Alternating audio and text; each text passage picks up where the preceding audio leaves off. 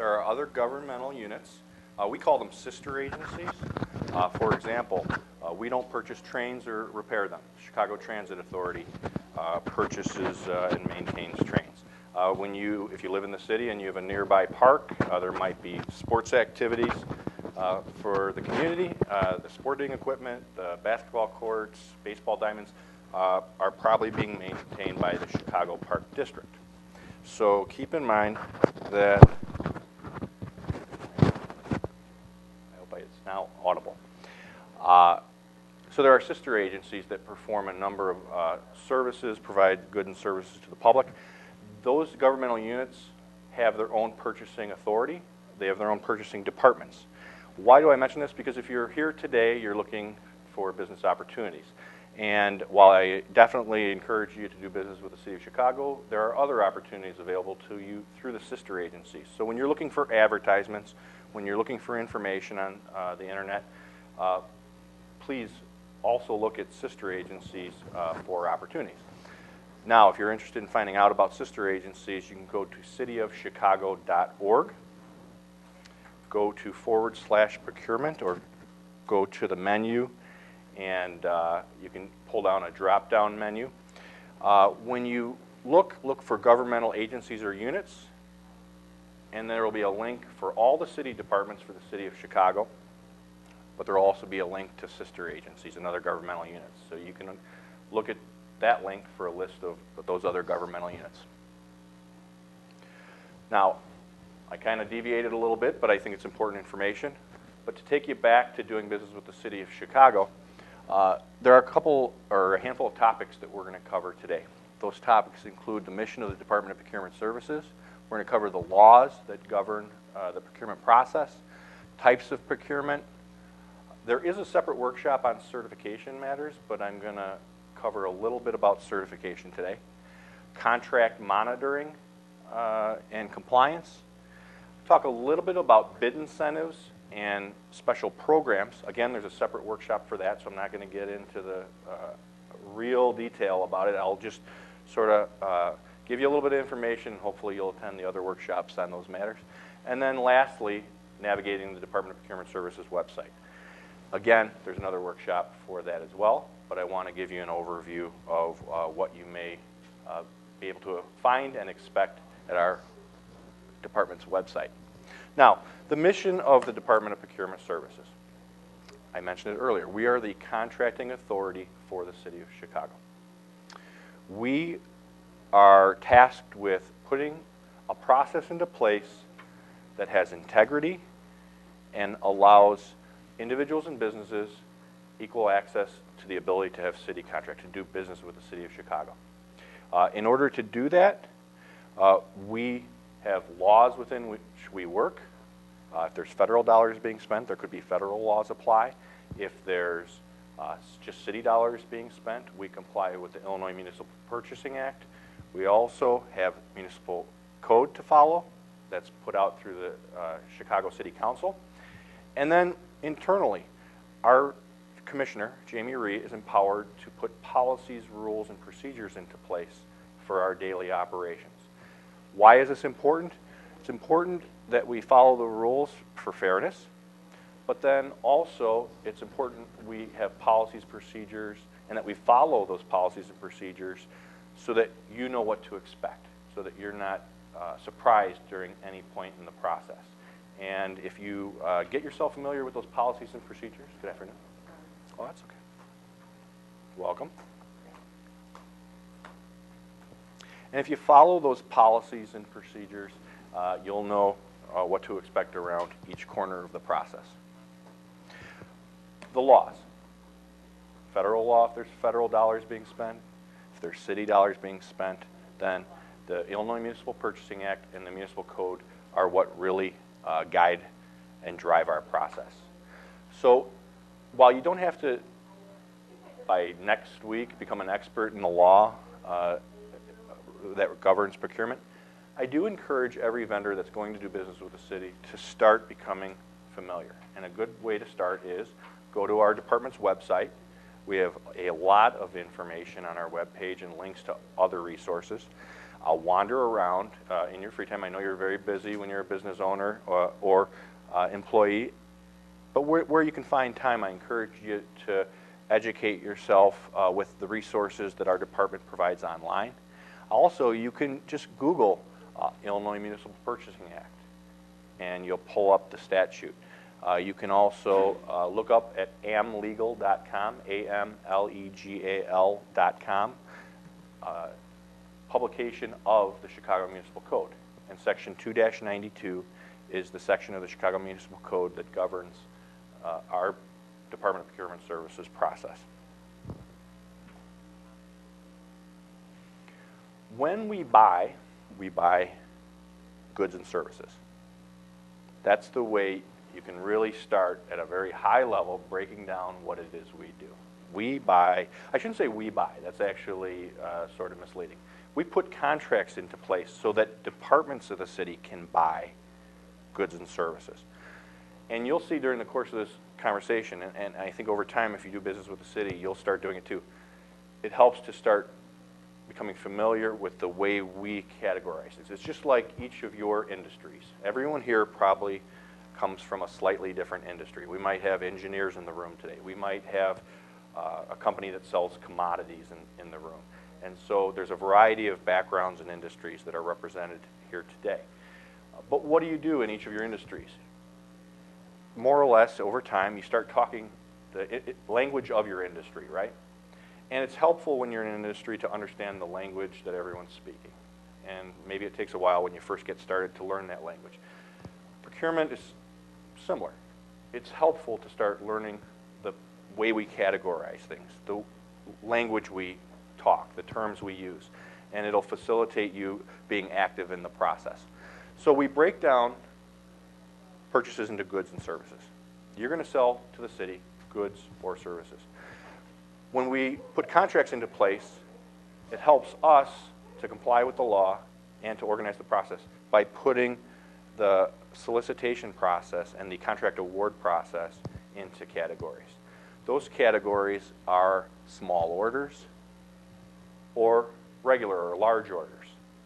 That's one way to break it down. Small orders are contracts that the spend or the total amount we're going to pay for things over the life of the contract is below $100,000. And by law, when something's a small order contract, it's a little bit more of an informal process, and I'll explain it in a moment.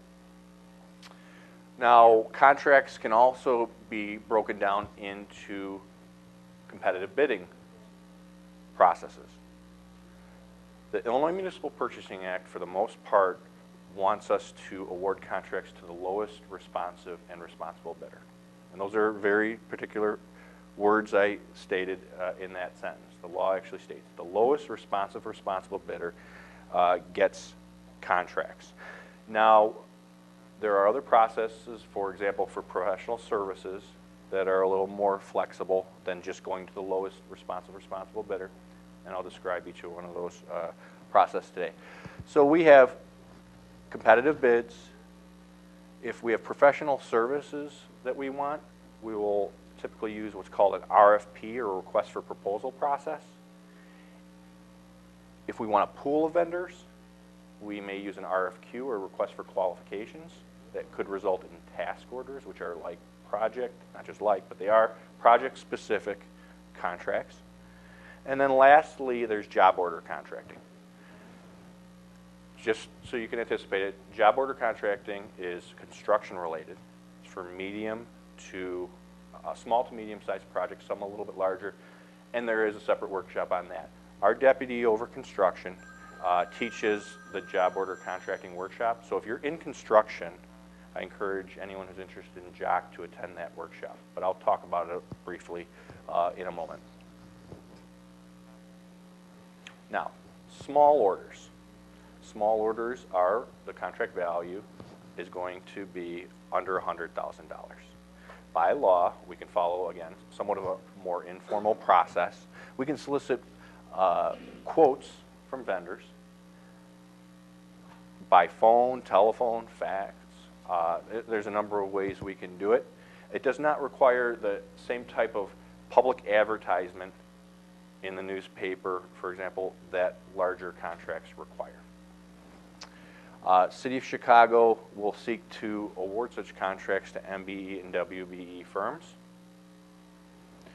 And compliance typically is requested on those contracts.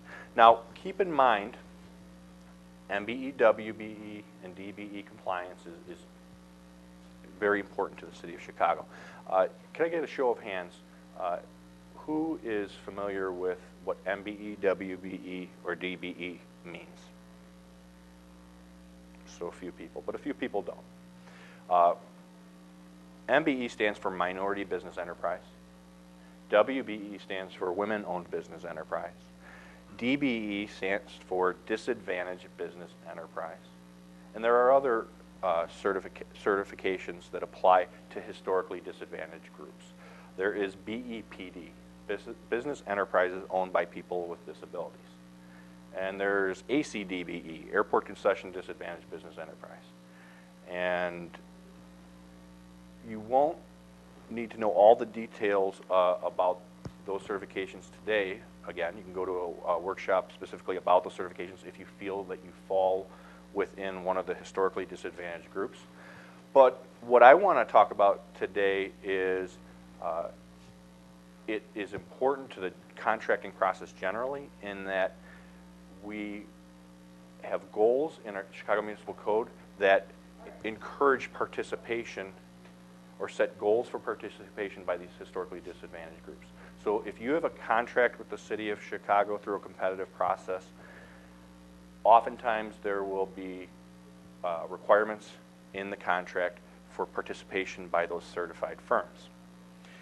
And those certified firms, for example, MBEs, it may be a requirement that if you get a contract with the city that you subcontract with MBEs and give those firms 25% of the work and pay them 25% of the dollars. WBEs may be at 5%. And so you might have to subcontract to a WBE firm and give 5% of that work to the WBE and pay 5% of the contract proceeds in exchange for that work. And so it's important because these MBE, WBE participation requirements are incorporated right into the contract. So they are actually obligations if they're in your contract specifications. So keep in mind it's important to become familiar with certification and compliance. Now, for competitive bids, keep in mind that we advertise by law in the Sun-Times. Law doesn't require Sun-Times, but Sun-Times meets the requirements as far as the size of the paper, the circulation it has for us getting the word out to the public about opportunities. So if you want to do business with the City of Chicago, one place you're going to look for opportunities that are available from the city is the Chicago Sun-Times. Go to the classified ads section. And in the classified ads section, there's a notice section, and you'll see little grids from public entities, we're one of them, advertising opportunities. Now, when you see those opportunities, it's not going to give you every detail, right? Because it's only a little advertising space. It would cost a fortune to put the entire opportunity in the newspaper. So we have the little ad, and what it does is it gives you a very brief description of what it is the project's about. Project name, a little bit about it, who's offering it, City of Chicago, the fact that you can pick up a bid package, and you'll read that and you'll get an idea. You'll get a taste of it and think, well, they're asking for motor vehicles for the police department, for example. Well, my company sells motor vehicles, I guess not Crown Victorias anymore, but I guess I'm getting older. Motor vehicles, and the motor vehicles may be something that you typically sell in your trade or in your business.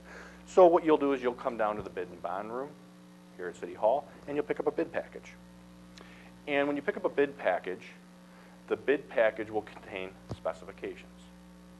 Specifications have a number assigned to them. So when you're following a project from start to finish, even if you get the contract all the way through contract closeout, specification number is something that will always follow it. So start getting familiar with the fact that there's always a specification number assigned to a project. There's also, once a contract is awarded, a purchase order number or PO number. That's always something good to know, because when you call Department of Procurement Services or your client, your future client department about business, those are numbers we use to talk about projects. So when you call and you say, I have a question about my contract, first thing probably is going to be asked, what's the PO number? Or what's the spec number? Or if you are looking at a solicitation and want to find out a little bit about it, you might call our front desk. That's going to be the question. What project name? What spec number? What PO number? Those are things you should get familiar with. Now, when you pick up that bid package, there are going to be specifications inside, and you're going to read those specifications. They're going to tell you what it is we want exactly the way we want it. And I encourage you, when you pick up specifications, to read them. If you're really interested in the project and you plan on bidding or submitting a proposal, that you read those specifications thoroughly front to back and see what it is that you are required to submit with your bid. And if you are interested, you fill out your bid. If it's a competitive bid, you fill out your best price and all the other information. Where it says your initials are required on the bid document, make sure you initial. Where it says you must execute your document before submitting it, make sure you sign it. Make sure what we're asking for is something you can provide. And once you've done all that and you submit, there's a date in the specification when the bid is due. And you must submit your bid or your proposal by the date and time and at the location specified in the documents. I'll talk about it a little bit more, but basically, part of our integrity is we have rules, we have process, right down to times. And those times sometimes have to be strict, because where do you draw the line in your flexibility, right? And then suddenly your process loses integrity if you don't have firm rules in place. So there's information there about the bid and bond room here at City Hall. Read all those specifications, make sure you can give us what we want the way we want it. If there's a bid bond required, make sure you provide it. If there's a bid fee, sometimes there is, especially for very large construction projects, there might be a bid fee, non-refundable. Make sure that's included. Because if you don't do something that's required of you, by law, we have to find you not responsive. Remember I said you have to be the lowest responsible bidder?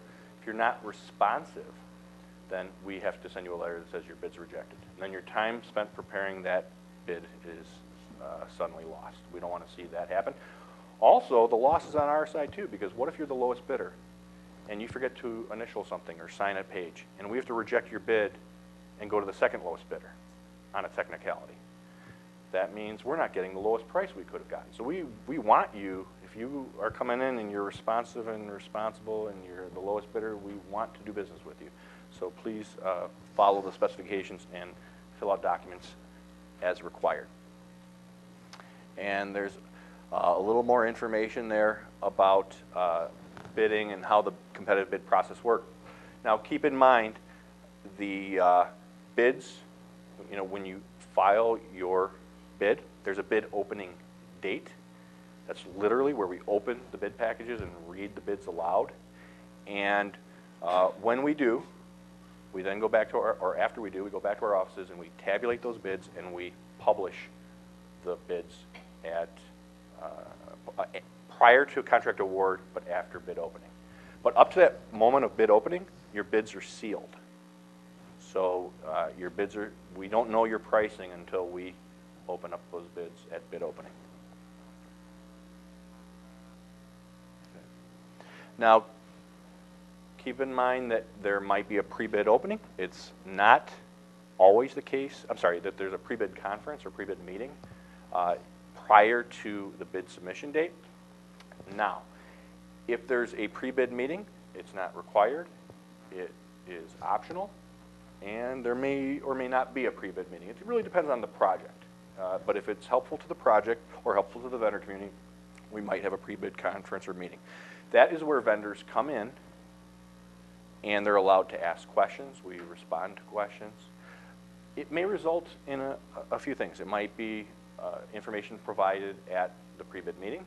It may result in a written clarification going out to everyone that was on the takeout list, or the people that signed to get bid packages, we might send a clarification saying there were questions about this detail in the specifications. We just want to explain what we meant. Here's a written clarification. If, however, it is a pre-bid meeting that substantially causes a substantial change in the specifications, like we have to amend the actual language of the specifications, then we might do an addendum, and then an addendum we will give everyone notice of, and that addendum becomes part of the specifications, something that's acknowledged and becomes part of the specification as we move forward with the bidding process.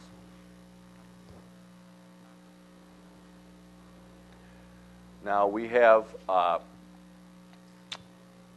talked about how making sure documents that you submit are complete. Again, bid packages contain specifications, but they also include a number of attachments or schedules or other exhibits that are required. So, for example, I talked about MBE, WBE early on purpose because it's threaded throughout doing business with the City of Chicago. So, for example, when you pick up a bid package, the specifications might say you are required to utilize MBE 25% and WBE 5%. Well, when you submit your bid, you have documents that you will have to submit with your bid package, identify who the subs are by name, what percentage of participation they're going to have, and their information. So that's an example. There are documents that may be required with your bid package beyond the specifications. Make sure you include those if they're required, because again, failing to do so could be a basis for rejecting your bid for being non-responsive. We talked about bid submittals. The one point I want to make is typically the bid opening will occur, first of all, timely, but it'll be 11 a.m. I'm sorry, the bid submittals will be 11 a.m. here in the bid and bond room, and the bid opening date will be included in the documents. So the most important thing I want to point out in this area is please keep in mind that the bid due dates and times, any dates and times that are specifically referenced in the specifications and the solicitation are important to know and important to comply with.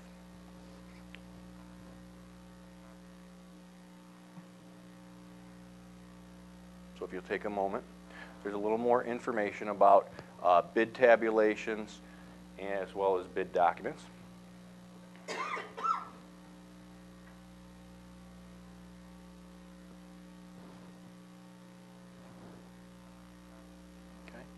Now, as far as the award process, we will evaluate bids, and we will award, at least for competitive bids, to the lowest responsible bidder. For professional services, we will award to the highest scored, most highly scored proposal. Okay. Or if we're doing an RFQ, we will award master consulting agreements to qualified vendors and put them in a pool of vendors that we contract with. When you bid, keep in mind, and this should be part of your planning process, this is both a legal and a practical bit of thought or advice. If the project is city funded and there's no federal dollars involved, then when you bid, you have to do what we call hold firm your bid for 60 days. And when I say hold firm basically means you have to honor your bid for 60 days. So you pick up a bid package, you read the specifications, you decide you're going to bid, you submit your bid, and when you submit your bid, you are obligated to honor that bid for 60 days if there's no federal dollars involved. Why is that? Because we need time to evaluate the bids. And most importantly, if we do go through that process, send letters saying who we award the contract to, all the other vendors decide, okay, we didn't get the contract, we're going to go our own separate way and do other business. We come to the winning bidder, and the bidder says, oh, I was kidding. I don't really want that contract. What happens? It puts us in a spot. The city's in a spot, because then we have to go through the process again. The time, the expense, the project gets delayed. We can't buy things we need while a contract's not in place. So there's a big problem. So the law includes the requirement that you hold firm for 60 days. What happens if you choose not to? Then the bid bond we talked about gets forfeited. And then that's the penalty for doing it. Now, if there's an honest mistake in your bid and you can't perform the contract, you can send a letter to the chief procurement officer and explain that there was a mistake. And the CPO has discretion to grant your ability to opt out if there's an honest mistake and there's a justification. But otherwise, you're obliged to perform for 60 days. Now, if we take our time and 61 days, 62 days, 63 days roll around, and you don't want the contract when we finally come to you, you get to walk away. And you don't have to pay the penal sum on the bond. So you're free to go. If there's even $1 of federal money involved, it's considered federally funded, and then that period is 90 days, just so you're aware. Now, I'm going to do a quick run through of what happens, how you're going to get that city contract for commodities. Those are goods, right? Who here sells commodities? Anyone? A few people? Okay. Commodities are tangible goods, right? So we award contracts to the lowest responsible bidder on commodities. Now, on commodities, actually with any department, the decision of what is needed and what's going to be bought starts with the department. So if you go to the city's website and you pull down that tab I talked about and list the city departments, they're the customers you're actually going to have. We're not going to be your customer, probably not your customer, unless you're selling office supplies, copiers, things we use to put contracts, all those exciting things we use to put contracts in place. Then you are going to do business with us for items like that, but for the most part, you're going to sell items to all the other departments out there that we put contracts into place for. So those departments determine they have a need. So for example, I mentioned police cars earlier. I'll just use it as an example. Police department wants to buy police cars. They're the expert in what police cars need to look like, how they need to operate. They draft up the specifications, the details that tell you and us what it is they want to buy the way they want it. So they write details, police cars, red, white, and blue in color, a certain amount of lights that spin a certain speed, sirens that are a certain decibel of loudness, and they give all these details. They send it over to us, we polish it, we advertise it, where you're going to see it in the Sun Times.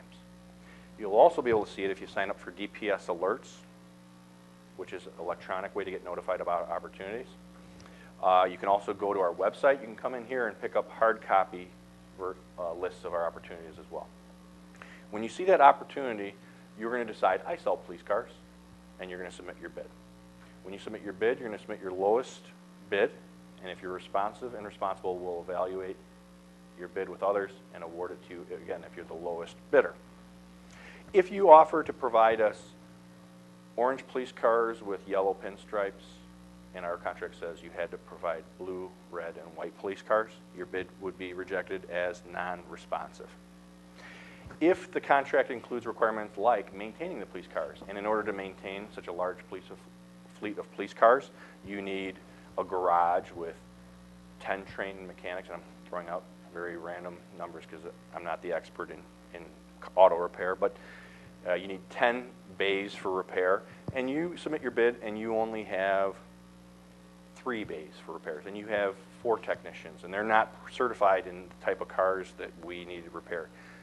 What would happen? Your bid might be rejected as you being not responsible, presently capable of performing and delivering what we want the way we want it. So you have to be responsible, presently capable, responsive, giving us what we want the way we want it, and then you have to have the lowest bid.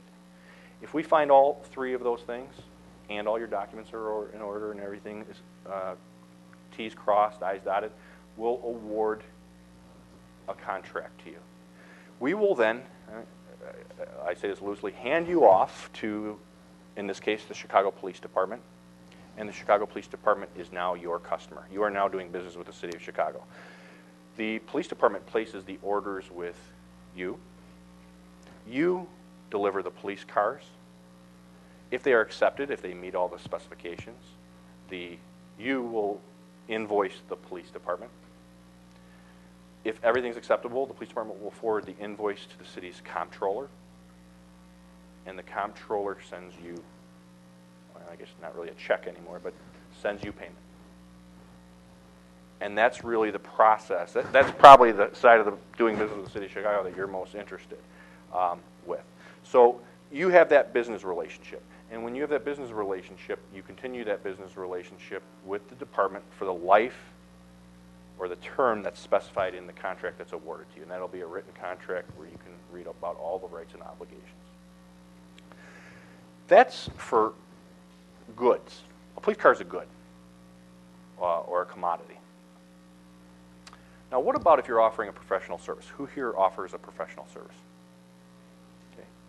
We have a good amount of people offering a professional service. By law, professional services are solicited through something other than a competitive bid process. Why? Because when you have services that are of such a highly skilled nature, you don't always want to go to the lowest priced vendor, right? Healthcare would be an example. But there are many professional service providers in a broad variety of categories. But at the end of the day, you don't necessarily want just the lowest price for professional services. So the law allows for somewhat of a more flexible process for evaluating professional service providers. We call it the RFP process, or request for proposal process. The process starts the same. It starts with the department that needs the professional services. So let's say Department of Information Technology needs software writers. Those are professional service providers. They're highly skilled. They're the experts, though, in computer scripts, databases, what type of hardware is needed to host certain type of software. They're the experts. So they draw up the specifications, they send it to us, we put it out, we advertise it the same way. I don't need to go over that again. But then when it comes back, when you pick up that package and you read and you feel, I'm going to provide a professional service like this to the city, instead of responding with a bid, you're going to respond with a proposal. It's a written document persuading the city why you are the best vendor at the best value.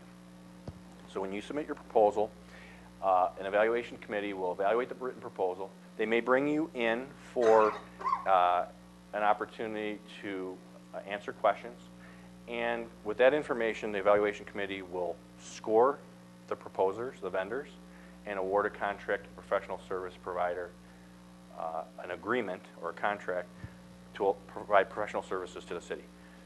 We hand off that contract to the client department, or do it in this case, and the process moves on the same way as it does with commodities. Request for qualifications starts the same way with the user department. But why do we use an RFQ instead of an RFP? Because sometimes we need a pool of vendors for projects that are going to come up. We may not know exactly all the details of those projects. We may not know exactly when the projects are going to need to be done. We might not know when the funding is going to become available for the projects, but we know they're going to come along. An example would be road construction. Road construction's always ongoing, right? Milwaukee Avenue, that long street that goes almost to Wisconsin, maybe it does go to Wisconsin.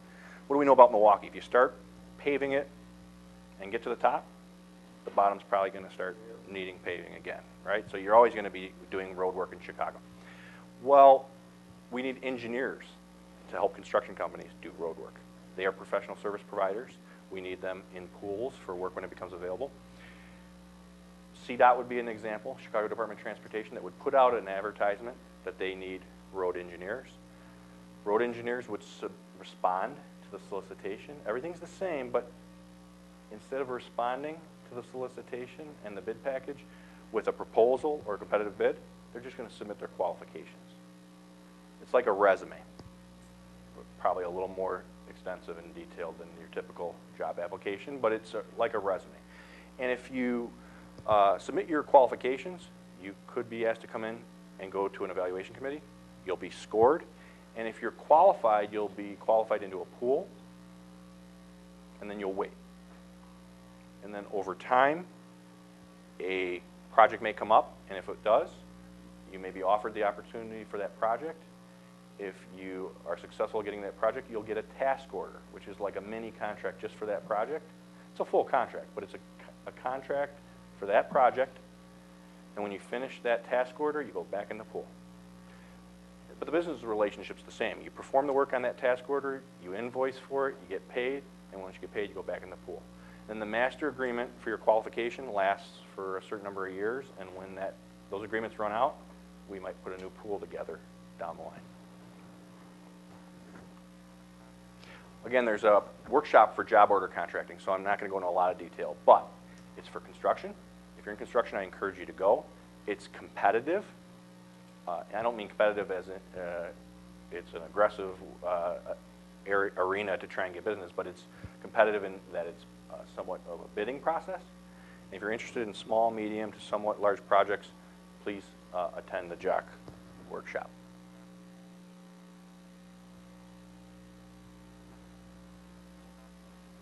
Now, I touched upon certification. We have MBE, WBE, BEPD, and DBE. We also have ACDBE. If you're working out at the airport, ACDBE is what you're going to be interested in.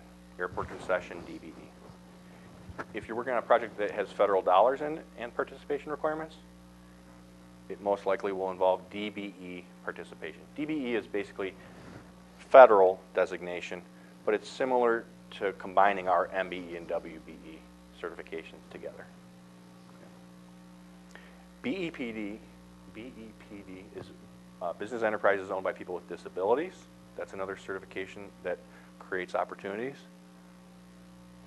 And those are the certifications that the city has. There's also an incentive for veterans.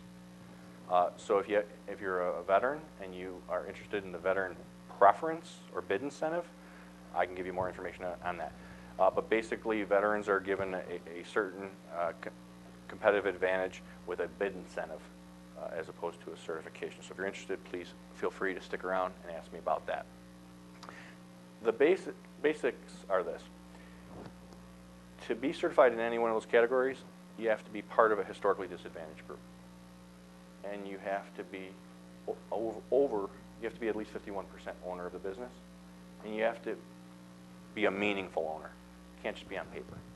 In other words, if you're in a certain industry that you're certified in, you should have experience in that industry. If you're getting certified in a certain business, you should actually play a role in that business. You should have some type of control, some type of experience to add, and you should actually do something with the business. You shouldn't be in another state with your name on paper while the business operates here. You're not doing anything for the business. So it's a meaningful certification that, if you qualify for, can give some advantages. Now, we also have other requirements and incentives. I have a separate workshop for bid incentives of a variety of kind, but we have benefits for residents, for local manufacturers, local businesses. We have bid incentives for firms that use alternatively powered vehicles that are beneficial to the environment. And so if you're interested in bid incentives and you're interested in requirements when you're doing business related to residency, related to equal employment, please feel free to attend a workshop, or you can reach out to me as well. I can't, as a counsel for the city, I can't necessarily answer every question, especially if there's a pending contract issue or if there's a pending project or there's a dispute, but I'll do my best to answer questions wherever I'm able to, and then if I'm unable to at the given moment, maybe I'll be able to find a better resource for you, and I'll try and connect you with that resource at the city.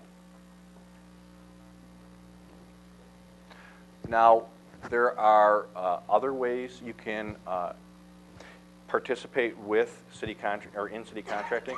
In addition to opportunities as a prime contractor, keep in mind, look for subcontracting opportunities. Network with prime contractors. By subcontracting with business entities, you can gain capacity, increase your financial capabilities, get experience working with the city, and ultimately you can perhaps work your way into a prime contractor position. Also, you can joint venture with other business entities to participate on contracts. When you are using subcontractors, keep in mind that there are payment requirements to the subcontractors.